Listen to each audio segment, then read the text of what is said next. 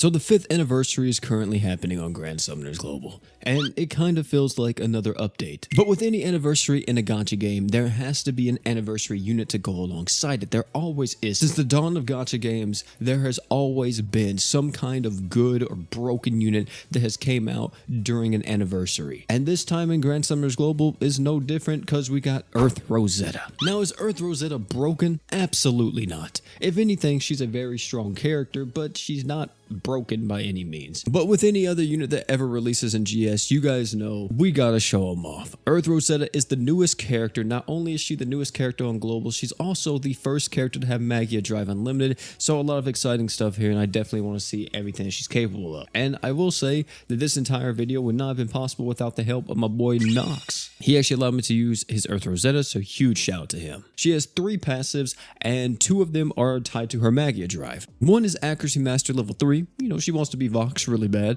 The second passive is during her Magia, she gets 100% attack up, really wants to be Vox. And then her third passive is her Magia Drive Unlimited passive. What this passive allows her to do is this will double her arts and true arts damage, and it increases her damage to water enemies by 50% when she's in Magia Drive Unlimited. We have a skill that increases her own arc gauge by 20. With her art, she's able to activate Magia Drive Unlimited when used twice during the Magia Drive. With her art, it's able to reduce the enemy's earth resist by 30% for 15 seconds and then 20% more during unlimited mode. Also, this art is how she enters Magia Drive Unlimited. And then with the true art, this activates her Magia Drive for 180 seconds. Then if you're already in Magia, it'll deal some earth damage while also giving you an equipment CT buff and magic damage buffs to your entire team. Once you activate your Magia Drive, this is where you can actually go into your Magia Drive Unlimited. And what you do is you just go back to the art and you use it twice while you're in Magia Drive, and you become Magia Drive Unlimited. It's that simple. There's no other way to put it. Now, in terms of her slot, she has a 5-star magic, 5-star support, and a 4-star magic. In the 5-star magic slot, I think you have to go her true weapon. Her true weapon is able to increase her own earth damage and reduce the enemy's magic resist with the skill, which is okay. That's not really why I'm saying to use it.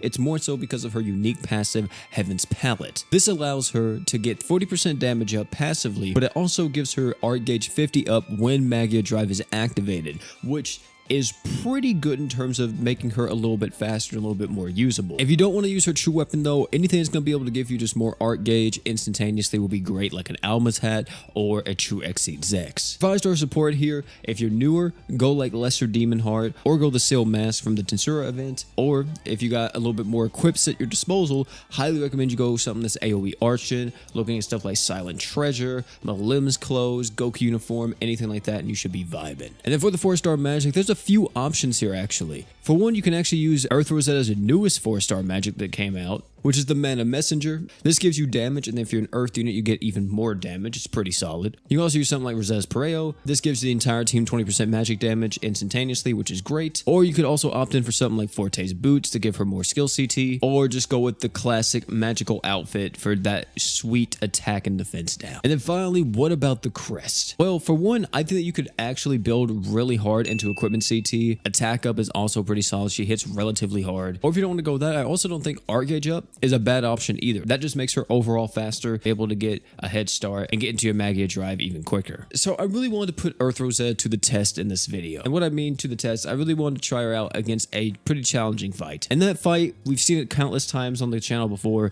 It was Emmy. And in this fight, I actually decided to go with a mono Earth setup. And it's actually worked out pretty well. The main thing about Earth Rosetta is that, as mentioned before, we're trying to get her into her Magia Drive Unlimited ASAP. If she's not in Magia Drive Unlimited, and to a greater degree, Magia Drive, she doesn't become a unit till she's actually in that mode. The good news is with this team here, she had tons of arch generation. Everybody's arch gen stacks, from Summer Leon's to Sakura Miku's to the boy Haruto's, and we did some damage, let me tell you. This is a really fast Emmy clear, and I was pretty happy with it overall. And it also didn't take long for Earth Rosetta to get into her Magia Drive. It literally was like within the first 30 seconds of the match, she was in it. Granted, she did have like 3 support characters. I mean, some people don't consider Summer Leon to support because she really be throwing them things. But once we got her in Magia Drive Unlimited, man, this character was kind of monstrous. She dealt lots of damage. Our equipment CTs were very fast. We had extra magic damage as well, and it was overall great. By the way, you know, we had like 100% crit chance throughout this entire thing. We were running true EX gate to bypass Emmy's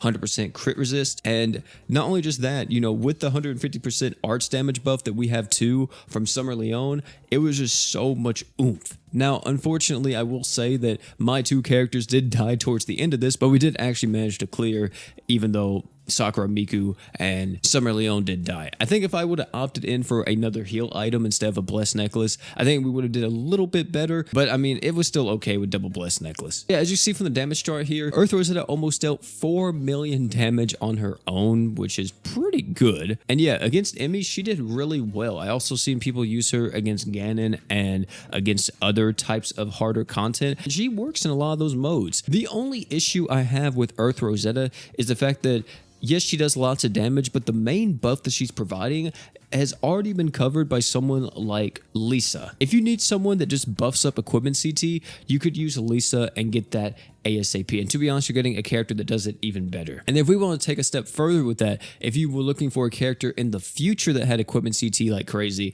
you're looking at someone like Star God Lisa, right? Star God Lisa is literally regular Lisa, but even more cracked. Apart from that, I actually really like this character. Like, she's not bad whatsoever. And I decided to take her up against one more thing before we actually ended this, and that was against the Bitter Tundra. If you don't know what this is the Special EX Hyper for the current story chapter. We actually don't have a challenge boss in the story chapter, which is kind of sad. It's weird not getting a boss fight because with the last 3 or 4 chapters, we've always had like a new big boss to come out. But this time around, we only got a Special EX Hyper, and yeah, it was just against a dragon, and to say the least, what did Earth Rosetta do in this? Absolutely nothing. She got frozen pretty early on, and I forgot to change my blessed necklace to a Keratos, and I couldn't save her, so yeah, we just kind of cleared it with Summer Leon and Sakura Miku and Haruto. You guys tell me down below how you're feeling about this character. You guys think that she's good? You guys think that she's bad, or what?